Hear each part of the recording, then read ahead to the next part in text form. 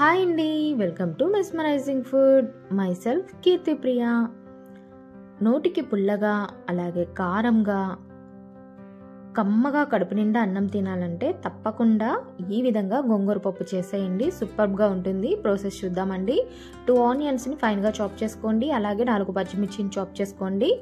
2 టమాటాలను కూడా చాప్ చేసుకోండి. ఫైన్గా అవసరం లేదండి, ఈ విధంగా చేసుకుంటే సరిపోతుంది. అలాగే గోంగూర నేను 1 కప్ తీసుకున్నానండి. రెడ్ కలర్ కాడ ఉంది అంటే ఇది పుల్ల గోంగూర అండి, అందుకే చింతపండు తీసుకోవడం లేదు. ఇప్పుడు నేను కుక్కర్లో వండుకుంటున్నాను కాబట్టి 1 గ్లాసు కందిపప్పు యాడ్ చేసుకున్నానండి. దీన్ని చక్కగా 2-3 సార్లు వాష్ చేసుకోండి. తర్వాత 1 గ్లాస్ కందిపప్పుకి 2 గ్లాసులు వాటర్ అయితే పడతాయండి. 2 గ్లాసులు వాటర్ని యాడ్ చేసుకోండి. ఇప్పుడు మీరు ముందుగా కట్ చేసుకొని పెట్టుకున్న వెజిటేబుల్స్ మొత్తాన్ని కూడా యాడ్ చేసుకోండి. కుక్కర్లో చేసుకోవడం వల్ల టేస్ట్ అనేది ఏమాత్రం చేంజ్ అవుతుంది, చాలా టేస్టీగా ఉంటుంది. అలాగే ఇప్పుడు గోంగూర లీవ్స్ని కూడా చక్కగా యాడ్ చేసుకోండి. యాడ్ చేసుకొని కుక్కర్ మూత పెట్టేసుకోండి, విజిల్ పెట్టేసుకోండి. మీడియం ఫ్లేమ్లో అయితే 3 to 4 విజిల్స్ రావాలండి. హై ఫ్లేమ్లో అయితే 4 to 5 విజిల్స్ రావాలి. అప్పుడు చక్కగా పప్పు ఉడుకుతుందండి. నేను విజిల్స్ వచ్చిన తర్వాత 5 minutes తర్వాత ఆవిరంతా పోయిన తర్వాత మీకు కుక్కర్ చూపిస్తున్నానండి. ఓపెన్ చేసి చక్కగా ఉడికిపోయిందండి పప్పు అయితే. చూడండి, గోంగూర కూడా చూడండి ఎంత చక్కగా ఉడికిపోయిందో. ఒకసారి గరిటతోనే ఇలా మ్యాష్ చేసుకోండి, లేదు అంటే పప్పు గుత్తితోనైనా కొద్దిగా మ్యాష్ చేసుకోండి. ఇప్పుడు స్టవ్ ఆన్ చేసుకోండి, మీడియం ఫ్లేమ్లో పెట్టుకోండి. మీ రుచికి తగ్గట్టుగా సాల్ట్ అనేది యాడ్ చేసుకోండి. నేను 1 టేబుల్ స్పూన్ వేసుకుంటున్నానండి.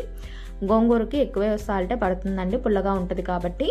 ఇప్పుడు 1/2 టేబుల్ స్పూన్ పసుపు యాడ్ చేసుకోండి. అలాగే 1.5 టేబుల్ స్పూన్ కారం యాడ్ చేసుకోండి. మీరు కారం ఇంకా ఎక్కువ కావాలనుకుంటే ఎక్కువ యాడ్ చేసుకోండి. కారం కూడా కొంచెం ఎక్కువ పడుతుందండి, పుల్లగా ఉంటుంది కాబట్టి గోంగూర అనేది. ఒకసారి గరిటతో కలుపుకోండి. నేను చింతపండు అయితే ఏది యాడ్ చేయట్లేదండి, కన్సిస్టెన్సీ కోసం కొంచెం వాటర్ని అయితే యాడ్ చేసుకుంటున్నానండి. ఈ వాటర్ యాడ్ చేసుకోవడం వల్ల చక్కగా పప్పు ఉడుకుతుందండి.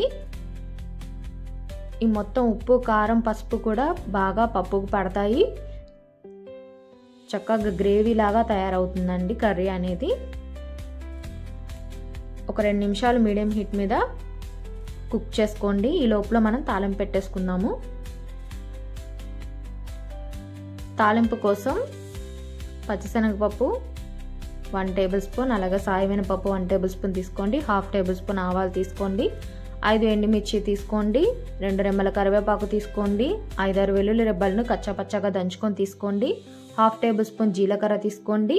చిటికెడు మెంతులు తీసుకోండి. మెంతులు వేయడం వల్ల టేస్ట్ అనేది చాలా బాగుంటుందండి గోంగూరలో. తప్పకుండా ట్రై చేయండి. అలాగే కడాయి పెట్టుకోండి. 3 టేబుల్ స్పూన్స్ వరకు ఆయిల్ వేసుకోండి. ఆయిల్ హీట్ అయిన తర్వాత తాలింపు గింజల్ని 1 by 1 యాడ్ చేసుకుంటూ వెళ్ళండి.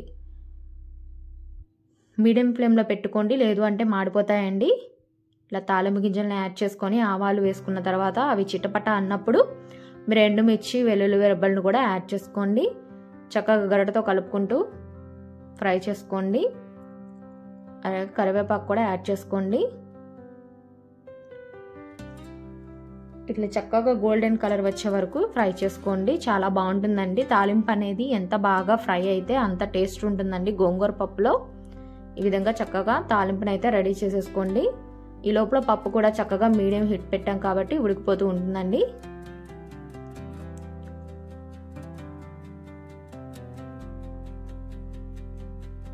చక్కగా ఉడికిపోయింది పప్పు అయితే. ఇప్పుడు ఈ తాలింపుని పప్పులో కలిపేసుకోండి. అంతేనండి, చాలా సింపుల్గా తక్కువ టైంలో మీరు గోంగూర పప్పుని అయితే కుక్కర్లో చేసేసుకోవచ్చు. మామూలుగా హడావిడి పడకుండా పిల్లలు క్యారేజ్ కట్టాలన్నా, మనం డ్యూటీస్కి వెళ్ళిపోవాలన్నా సరే ఈ విధంగా సింపుల్గా, ఫాస్ట్గా, టేస్టీగా చేసుకోవచ్చండి కర్రీస్ అనేవి. ఇప్పుడు సాల్ట్, కారం కొంచెం అడ్జస్ట్ చేసుకోండి. కొంచెం ఎక్కువే పడతాయండి గోంగూరకి. అంతేనండి, ఒక 2 నిమిషాలు చక్కగా లో ఫ్లేమ్లో కుక్ చేసుకోండి. సూపర్గా ఉంటుందండి. వేడివేడి అన్నంలో కొద్దిగా నెయ్యి వేసుకొని తిన్నారు అంటే 4 ముద్దలు ఎక్కువే తింటారండి. పిల్లలు కూడా ఇష్టంగా తింటారు. తప్పకుండా ఈ స్టైల్లో ఒకసారి ట్రై చేయండి. అలాగే నా వీడియోస్ మీకు నచ్చినట్లయితే తప్పకుండా సబ్స్క్రైబ్ చేయండి, లైక్ చేయండి, షేర్ చేయండి. మీ ఫ్రెండ్స్ అండ్ ఫ్యామిలీకి కూడా షేర్ చేసుకోండి. Thank you for watching.